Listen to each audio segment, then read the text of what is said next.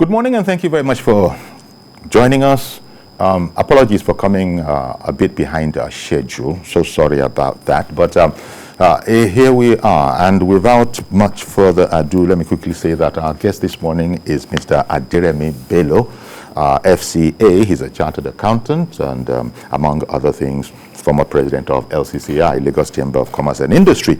He's also District Governor, Rotary International 9110 District, that is. And you're very welcome. Why we wanted to speak with you is because today is World Humanitarian Day, and you are district governor of a humanitarian organization. There are quite a few of them in the country.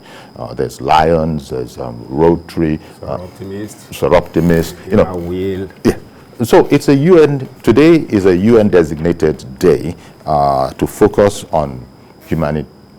Shall we say the humanities? I don't know how to quite put it, but it's especially to sort of see to the survival, well-being and dignity of people affected by crisis across the globe. My mind immediately goes to the latest crisis in the world today. I'm thinking of Afghanistan. I know that you'd have seen that. We just hope that everything goes well for the people over in Afghanistan as well. You saw that whole problem of people wanting to get out, and it's a veritable crisis. Taliban, exactly. But arguably in Nigeria here, we don't have a humanitarian crisis, or do we? Let's start from there. Oh, that will be an understatement. I say good morning to you. Very welcome to you, sir. Yes, like you said, Remi Bello is my name, District Governor of Rotary International District 9110, covering clubs in Lagos and Ogun State. Our duty is to look after humanity, is to provide service free of charge. That is what we do. When you talk of whether we have crisis in Nigeria, humanitarian challenges, a lot, you know and I know that Nigeria is facing serious humanitarian challenge. When you say, I mean, I understand that there will be hardly any country, but what did you mean? Are you talking about, just maybe explain a bit about what is in focus for a humanitarian organization like yours in Nigeria, especially around this time of the World Humanitarian Day? Yes, like you know, Humanitarian Day was not just declared by UN. It was as a result of a crisis which claimed life of UN workers or staff in Baghdad in 2003, which made UN to declare August 19 as a special day to look after crisis in the world. And like you ask, whether we have that challenge in Nigeria, you know we have it. We have people that have been dislodged from their homes in the Northeast, kidnapping here and there, you can't move freely on the road. These are humanitarian challenges that we believe as humanitarian organizations will look after. When you say look after, I understand that that will probably involve coming to the aid, because this whole aspect about the survival, well-being and dignity of people, you know, that are affected by crisis all over the world. That suggests that it's not really just now, today, the World Humanitarian Day.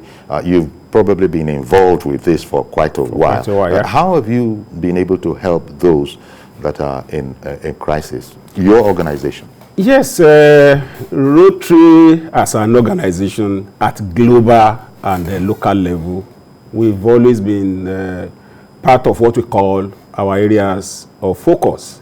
The number one thing that we believe always give humanitarian challenge is conflict and crisis here and there. That's number one thing.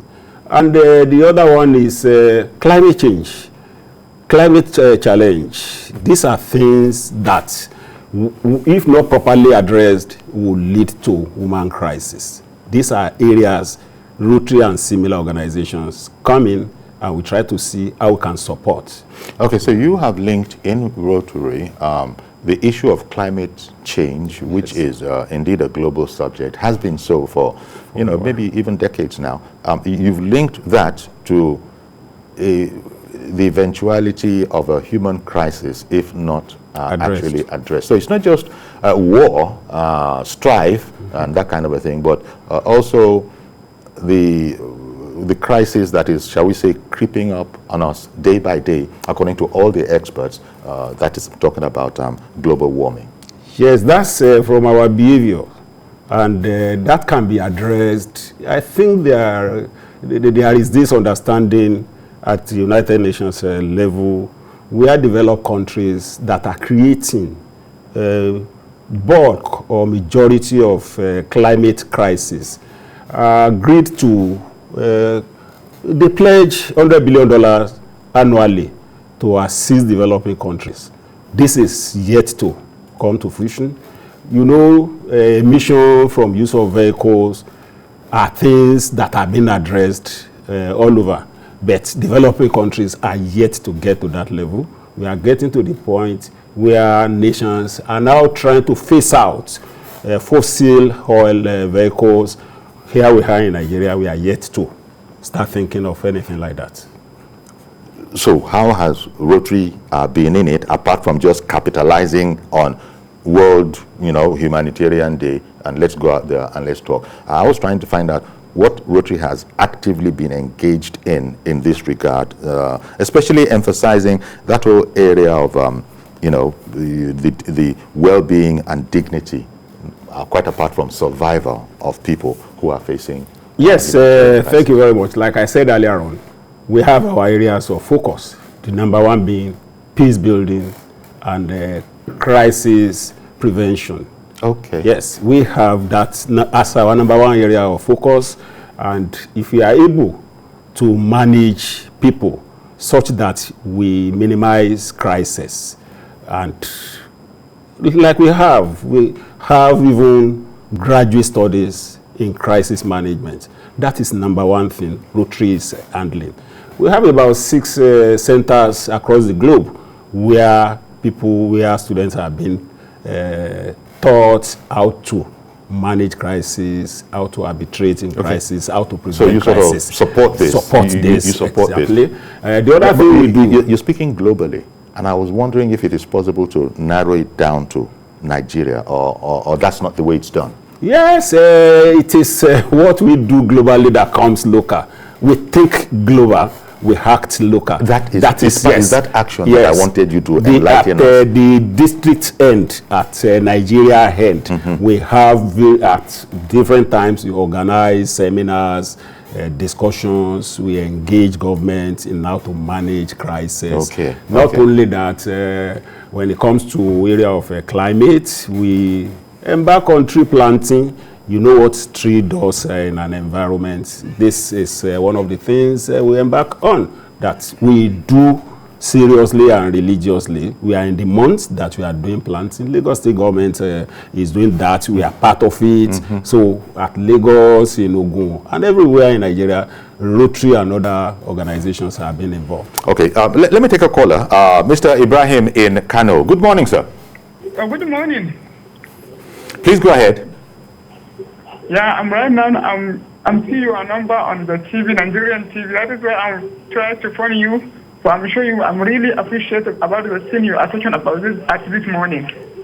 Thank you. Thank you. Thank you. Thank you so much. Thank you.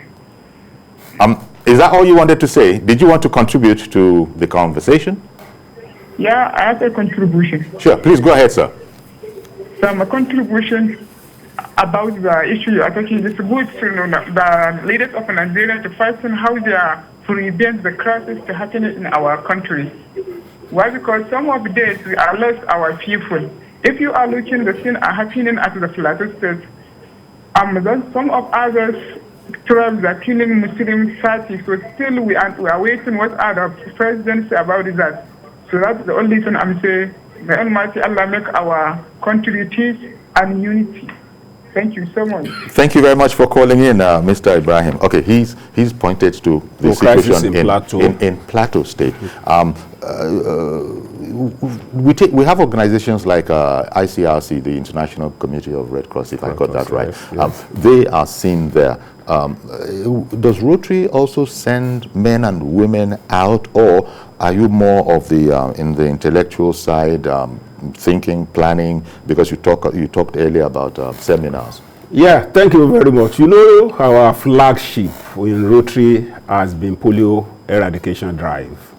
And when there is crisis like this, there is no way we'll be able to reach out to the children that we need to vaccinate. So we are always involved to see how we break the jam, the log jam, if there is any. Like we been declared polio free last year. We could have had this in 2016. But because of crisis, that we couldn't reach out to the children. Yeah. Yes. Polio free, but as you would have heard in the news, I think there's been an incident. No, that's not polio. That is polio-derived vaccine. It's not the real. Okay. Yes, no, not the real poliomyelitis. Okay. It's the one derived from the vaccine that was administered in the past. Because not that was worrying. polio. Because as you said, no cause for alarm. Rotary is very well known. We are out of it. Okay. I assure you that. Good morning, Mr. George. Good morning, Uncle Yori, and good morning to your guest. Yes, thank you. Mr. Bello. Thank you. Uncle Yori, I would like to ask your guest this question. What is the relationship of his club or humanitarian societies generally with the federal government's Ministry of Humanitarian Services? Okay. I know I've been seeing the governor of Borno State in humanitarian centers here and there. But I've never seen the Minister of Humanitarian Services in Nigeria in any humanitarian infected center. What is the relationship of his club and other clubs like that with the government humanitarian ministry? Thank you very much for calling in, Mr. George. I think it's an excellent question. Yeah, thank you very much. We are an independent organization. We are independent of government. We are a non-religious organization. We do our own things our own way. If there is any need for us to intervene in any situation, he's talking about interaction. He's talking about interaction. Given what you do, you've defined it, especially, and because I imagine that if you were to look at the roadmap of what they do over there in the Ministry of Humanitarian Affairs, it will be about, well-being, dignity, survival of people affected by crisis. So he wanted to know, and I would too, if you actually interface, if there's a way you engage with government, because the objectives are the same. But you were just saying that, no, did I understand you saying that we have a parallel kind of a lane? Not that we don't meet. We do meet if there is need, but we don't have direct relationship that is like we reported to the office of humanitarian office, nothing of that nature. Okay. But if there is any need for us to come in into any situation, we do come in. When the issue of COVID came, yes, we came into it. We started advocacy when the chairman of Nigerian Polio Plus Committee. But that was appeared on this TV several times. But that was on your own, of course, not necessarily engaging as was suggested by with the Humanitarian Affairs Ministry. Not necessarily Humanitarian Affairs Ministry. Okay. Government harm that has something to do with our activities. Okay. We always relate with them. Okay, let me take this question to let me take Chidi. Chidi in Kafanchan. Good morning, sir. Good morning, Uncle Yorias today. Thank you very much for calling in. Good morning to your guests as well. Yes, Mr. Bello. Yes, as we are commemorating the World Humanitarian Day today, it is very, very important. I want to let it be known that it has become a collective assignment to everyone, irrespective of where one is at the moment. And particularly your guests there, as an organization, they are expected to create an important awareness through some NGOs and even some government agencies, so that everybody will understand the importance of the humanitarian challenges that we are having across the world. Particularly in Nigeria, presently we are suffering insecurity of varied degrees, which is giving vent to much more level of humanitarian challenge. And let it not degenerate to a level that we cannot be able to handle it. I pray that the good Lord will help each and every one of us. Amen. Thank you and God bless you. Thank you very much, Chidi Nkafanchan, for calling in. Would you like to comment on that? He sees that one of the core functions of organizations like yours would be to, sensitize people, make them aware of this challenge. Yes, I quite agree with you. And like I was trying to say earlier on, we do a lot of advocacy, and it will not be out of place. We continue with that role we've always been playing. Like I said, we are a non-governmental organization. We can only advocate, we can only advise. We are not to take up the responsibility upon ourselves, but we have activities, excuse me, we have activities we put in place that we use in reaching out to our citizens, to government as well. We continue to embark on this. And then I imagine you also receive donations for people who... We have our own way of funding. We have a funding pattern. We have Rotarians that are cheerful givers. Is that the primary... We have our own foundation. That's the primary source of funding for Rotary? Of course. That's the primary source from Rotarians and non-Rotarians that are willing to support our cause. And we have a foundation that has been around since 1917. And it's the foundation we take to be doing good in the world. That's the way we get our funds, not from government or from just anybody. And it's a remarkable focus. Of course. And when you even want to donate, if donation is out of tune, we go into your background check to be sure that it's not a slush fund. It's a good fund that you are bringing into it. We don't just collect money from you. We pride ourselves for that. Well, I want to thank you very much for, making time for us this morning. Mr. Adiremi Bello, chartered accountant. Rotarian. Address me as Rotarian, Remi Bello. Not Mr. I will invite you also to be a Rotarian. So that I can address you a Rotarian. Thank you very much. Rotarian Remi Bello. So be it. Thank you very much for coming. It's my pleasure being with you this morning. And congratulating you on, attaining and seeing the World Humanitarian Day, which started in 2003. And here we are, to the glory of God, in 2021. Thank you so much. Thank you very much for coming. It's my pleasure. Okay, so that's that segment. Stay with us, please. We'll be right back, and we'll take on another subject. Okay, welcome back. If we've been together from the beginning, or indeed welcome if you're just joining us. You're just in time. We want to look at the subject, briefly as time sort of allows us.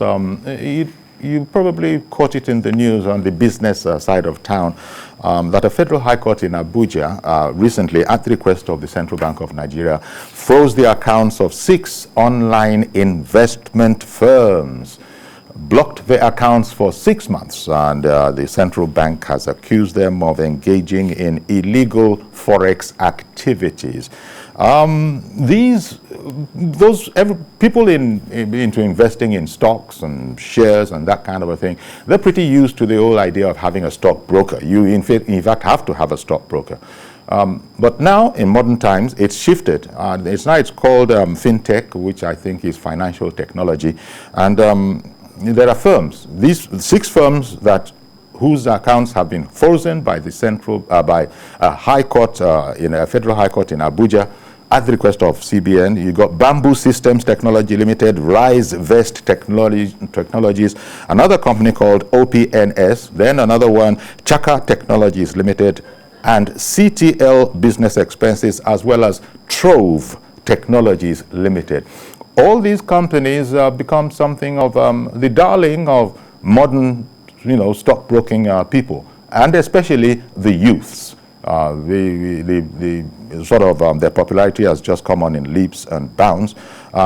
So these companies offer access to stocks, bonds, and other securities in both local and international markets. But the accounts have been frozen.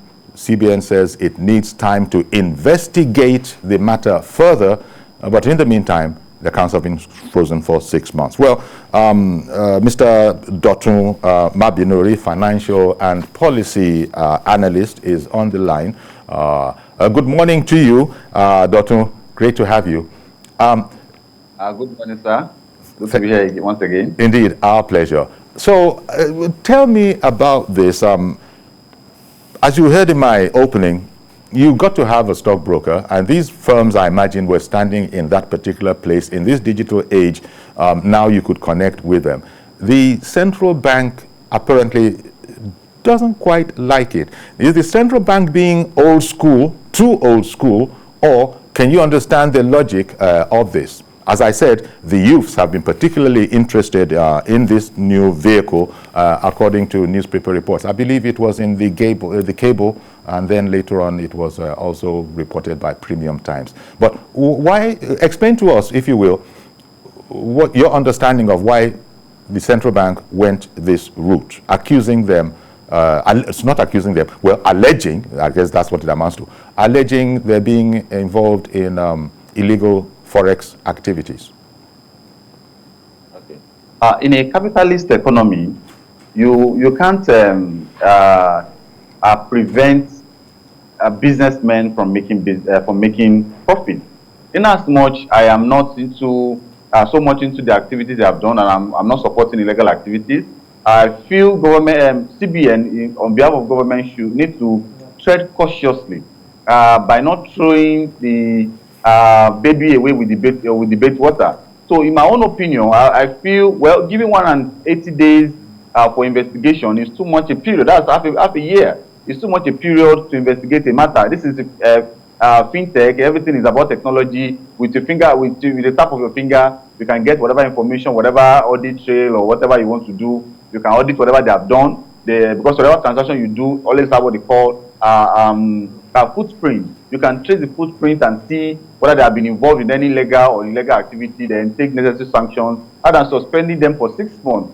Some of these people over the years did not just emerge. They came as a result of a lacuna in our financial sector policy, so to speak. And CBN has watched them over the years. In fact, some of them who got license from CBN, you license them to do more like fiduciary activities. So now coming again after them, are you telling us that you have not been monitoring them before now? Are you telling us that you have not been seeing what they are doing? If you have not been, if the answer is yes to those questions, then the box also stops on your table. That means you have been lacking in your responsibility. So now blaming someone or killing a mosquito with a sledgehammer for the functions that you actually were not doing very well, then I think there's a problem somewhere there. I can't say particularly, I'm not a lawyer, I'm not a judge. I can't particularly say they have done something wrong or they are on the right path, but I can say that for CBN to say they want to suspend them for 6 months to investigate them means there is a huge problem somewhere. So we can't be doing financial fintech activities in a country for a long period of time, and you are the ones also licensed. That means you also just license them without monitoring what they are doing. Then the problem is yours, not you punishing those people. Okay. Then, if truly they have done something wrong, then the sanctions could come. But suspending them for 6 months just because you want to investigate, for me, is too traditional and too archaic for me, for my liking. Okay. But I wanted to sort of stress that I don't know that CBN has suspended them, but it certainly has blocked their accounts. And they're premising this, I imagine, on the fact that these companies actually are able to provide access to Nigerian investors. And I imagine a lot of old school investors might not necessarily have been, they might have been too cautious to have taken them on. But a lot of youths, reportedly have sort of signed on. And because the services they offer is not limited to local, stocks, bonds, and shares, and all of that kind of thing, but also on the international market, that will necessarily probably involve forex. And you know that the federal government, CBN, they like to keep an eye on forex movements. Do you understand it? Can you speak about that whole area, that because it involves forex, because in particular illicit forex transactions is the allegation reported that CBN has made as the reason it needs time, and that's the part that's a bit wonky to a lot of people maybe, that you need time to, and in the meantime, these people their accounts should be suspended. Well, I don't know, I want to be careful here. Their accounts have been blocked. Everybody knows when your account is blocked, you can't take money out of it, you can't put money into it. So that's mentioned. All right. Okay. So the financial, the foreign finance aspect of it, do you think that's what caught? Because you recall that CBN had also frowned on the new currency that we're talking about nowadays. What is that? If it's not cryptocurrency, then it's digital currency. CBN has also frowned on that, as you recall. We've spoken about that here. Do you see any connection between these two areas? Yeah. There is a very smooth nexus between the two. And then for me, they always say that the best time to plant a tree was 10 years ago. The next best time is now. What CBN is doing now is what they should have done probably 10, 15, 20 years ago. And if my knowledge of economics serves me right, I think Nigeria is the only, if not the only, maybe one of the few countries in the whole world that are so much emboldened bureau de change activities in terms of forex. And if we are giving them license, they are operating to the best of your knowledge, then coming now to possibly, July 27th this year, CBN suspended the activities of all bureau de change organizations, firms in Nigeria. Yes, sale of forex to them. Yes, sale of forex to them. But they are businessmen. You can't particularly blame them for what they are doing. For, as I said, I'm not supporting illegal activities that have been involved in money laundering and what have you. But these are businesses that you created by yourself. And okay, let me cite an example. A family friend traveled. Traveled just yesterday, and about in the course of going, we went to the bank to get forex because you need a foreign currency to actually travel. And they said because he bought one-way ticket, he cannot access foreign currency. It has to be two-way, and also so many other documentation requirements that are involved. And we are trying to solve a problem, and the banks that we are saying we should run to do not make the purchase convenient or accessible. So then we still need to go back to the foreign exchange and people. So for me, to the bureau de change. So for me, as an economist, I would think that what government should do is not banning these people per se, is by coming not freezing their accounts. Not freezing their account, but coming to the market and making the market unprofitable for them. And because it's an open perfectly competitive market, it's free exit. Okay. So government should come in, make sure you regulate all the banks. Rather than giving license to individual person to have a bureau de change their organization or firm, ask them to possibly liaise with, to be an agent or to be an outlet of a bank. Well, so you can easily monitor the banks. We have very limited number. We have a very limited number of banks in Nigeria. So you can monitor the banks. So, for instance, just as we have the mobile agent, we have First Money, Access Money, and what have you. Let us also have First Bureau de Change, Access Bureau de Change, GT Bureau de Change, and etc. So each of when the Bureau de Change knows that their license is tagged to a bank, so is joined with that of a bank, they cannot do anyhow because. Okay, one moment, please. One moment, sir. Mr. Yakub in Dokwemo, thank you for holding on. Go ahead, please. Yeah, good morning, sir. Good morning. And, good morning to your guest there. Your guest said something that is very, very good, and then it's very, very important. The CBN, Nigerian CBN, you give a license to someone, and then to operate, and then when you know that there's no resources for you to monitoring them in the first place, why did you give them the license? Do you know a lot of us, including me particularly, a lot of us invest in forex trading. Even though we don't know how to trade by ourselves, we are trying, but if you trade by yourself, you can lose.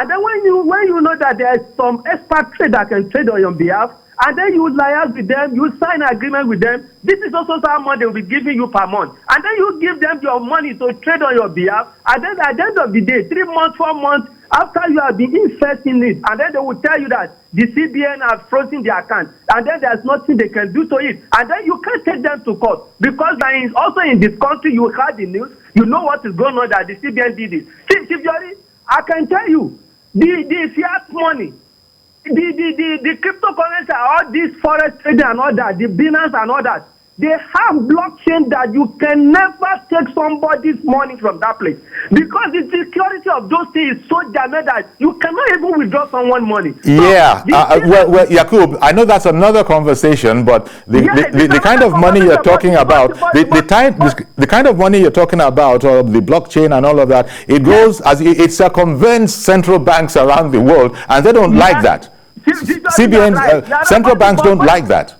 Basically, what I'm trying to say in essence is that why do you give them the license in the first place? And then you are now saying in 6 months' time. Okay. What do you think that they will do in 6 months' time? Before you can do your investigation. Okay, sir. Rubbish. Thank you very much for calling in. The part of it that really, I sort of caught attention of is that it's stated in the reports of this particular story that the CBN has requested the Federal High Court in Abuja to grant them permission to freeze the accounts of those 6 people that I called out: Bamboo Systems, Rise Vest, OPNS, Chaka Technologies, CTL Business Expenses, and Trove Technologies, because they need time to investigate them. Now, I've heard lawyers say in a different context that you shouldn't just be arresting people until you've completed your investigations. You don't arrest people and then proceed with your investigations, and I don't know if you can put those two together, but that would have been my concern, especially as that was also part of the story, that the CBN requires the accounts to be frozen, requested permission to freeze the accounts for 180 days, that's 6 months, because they have more investigation to do. Why didn't you complete the investigation and then come out? What do you think about that, Dotun? It's only in Nigeria that I can say people will always place the cat before the horse. Before you will accuse someone in the first instance, you have enough evidence to convict the person. That is, you should have done your investigation. Look at a good example. Let me cite this example of Osh Poppy. When FBI went after him, there was nothing like we alleged him. There were evidences, there were facts and figures to arrest him. But it's only Nigeria to arrest someone and that's the one to start investigating. They had completed the point you are making, sir. The point you are making is that they had completed all the investigations before they struck, right? That's the point you are making. But here, the news tells us that CBN requires 180 days of the accounts being frozen so that they can conclude their investigations. Sorry to interrupt you. Let me bring in Mr. Adebanjo in Kaduna. Good morning, sir. Yes, good morning, my brother. I want to agree with what your resource person is saying. You see, it is laughable that it's when you suspend the account of those people that you want to carry out your investigation. It is laughable. Why wouldn't you do that? Come to think of it, you have the right to supervise the activities of these people, and you are not supervising it until after now you suspend the account. Who brought us to this level in this country, for God's sake? It is rather unfortunate. Well, and you now suspend their license for 6 months? No. They froze their account. Sorry, sir. We're using these terms interchangeably. They froze their accounts, according to the news story. They freeze the account. To do what in the next 6 months, for God's sake? It is rather unfortunate. I think people saddled with responsibility should be up to their onions and stop ridiculing Nigeria. Good morning. Thank you very much for calling in, Mr. Adebanjo. Quite sharp there. Dr. An angry Mr. Adebanjo there. It's actually laughable because I feel by now CBN should have conducted enough research. They should have done, even if you don't have the knowledge, call experts in that regard. Please help us look into the activities of this organization. What are they into? So that when you are coming out, you are not. I don't think you can say the CBN. Sorry, sir. CBN cannot be lacking in knowledge. It's the apex bank. It necessarily has to be expert in all these newfangled technologies. And I understand that they're being criticized now. Maybe it's because we don't have enough information. But as I said, from the way they started reporting, sir, by the way they have acted, it's showing that they actually don't have enough understanding or enough knowledge of how the thing operates. Okay. Because we are talking about fintech here. Yeah. Everything you do has a footprint. So why not just follow the footprint and see what they are doing? Okay. Then go after that and use that enough evidence to go to court and then prosecute them or do whatever you want to do. One moment, sir. One moment, sir. Forgetting that these people, one moment, sir. Let me bring in Mazi Okoroafo. Good morning, Mazi. Good morning, Sayori. Good morning, again. Sayori, you see, there is nothing wrong for CBN to frozen account, but the thing is that you follow the due process. Now, you have seen that what happened with this cryptocurrency business, how it affected many young Nigerians, even adults that were into that business. Yes. Now, when you say you froze the account for this 3 months or 6 months, what will happen to the workers of that place? What will they do? Not really when this rainy season is a very critical season in terms of business. Because except you have a seasonal business, what you mean that have to be beneficial during rainy season. But if you don't have, you are not within your business cycle.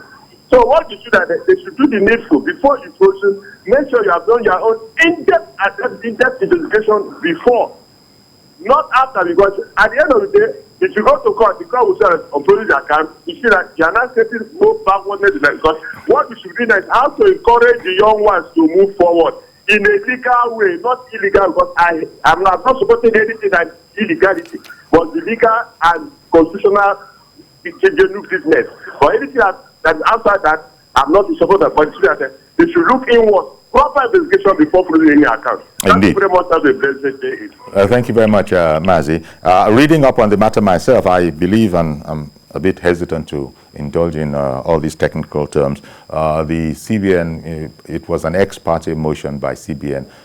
Lawyers tell us that means that, the other party, in this case, all those firms engaged in online trading were not party to this particular application. They were not able to ask their case, and so the judge would have, considered whatever it is that judges consider before they grant such motions. But apparently, it has been granted. People are pointing out that, so what do you want all the workers of those places to do? If CBN registered them, didn't it know? So the whole thing, and then I don't know, sometimes the youths will feel hard done by simply because, and it might just be a coincidence, simply because they are able to relate to it. Sometimes people like you, sir, you want the youths especially to be responsible, to invest. And well, the old school way where you had a physical stockbroker, you knew his office, maybe the extent of your technical engagement with him would have been maybe an email, maybe a telephone conversation. Now these guys are online and they give you access to markets local and international. CBN is now saying, hang on, we've got to check that. Good morning, Mr. George, again. Uncle Yoris, thank you for allowing me. Your guest said something, that why didn't CBN monitor the operators before suspending them? That gives me an impression that the operators themselves probably sense that they were doing something wrong. If the regulator did not or discover it, doesn't mean that they don't have a responsibility to check it when they see something is wrong. Uncle Yoris, perhaps you could have gotten somebody from CBN to give us a perspective from the CBN end. Indeed.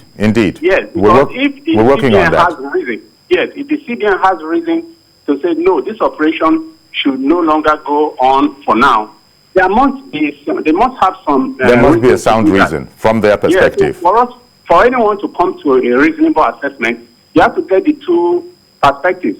It is one thing to grant a license. It's another to ensure that license is, the operation is within the confines of that license.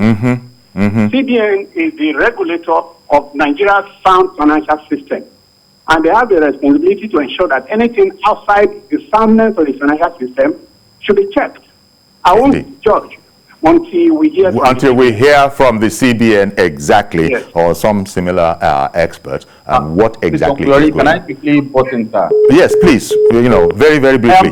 I am not against CBN coming in to do their duties, but I'm against the process or the procedure.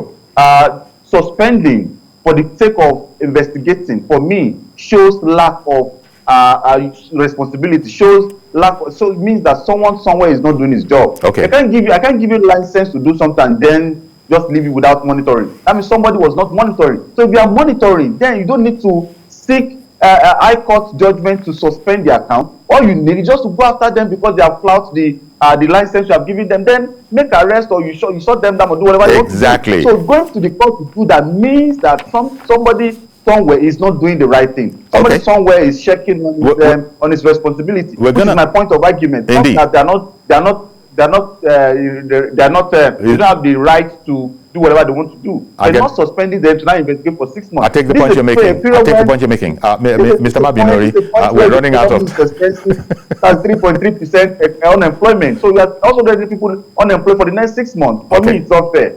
Okay, so we shall be digging a bit more into the CBN allegation of illicit forex transactions playing a part in this move of CBN that was first reported, I believe, in the cable newspaper, and then subsequently, on other papers picked it up, and all the financial journals along in Africa have picked up that story, that CBN has suspended, frozen the accounts of these new online firms that are giving access to everybody to trade in bonds, stocks, and other securities, both locally, which I don't think is a problem for CBN, and internationally. So thank you very much, as I said, Olado Mabinori, for coming on this morning. And also thanks to you who have called in to comment on the matter. That's our program today.